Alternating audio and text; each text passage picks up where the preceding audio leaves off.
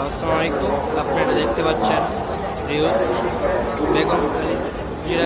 বেগম খালেদা জিয়ার দেখতে কত মানুষ আসছে। আজকে তার মৃতদেহ দেখতে হাজার হাজার মানুষ এসেছে। দেখেন, মানুষ এসেছে, সবাই কালা পতাকা নিয়ে এসেছে। কালা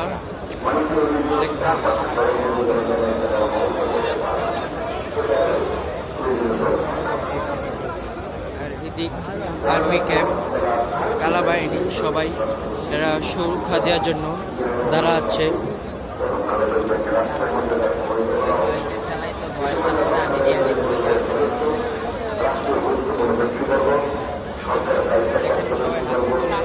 দেখাচ্ছে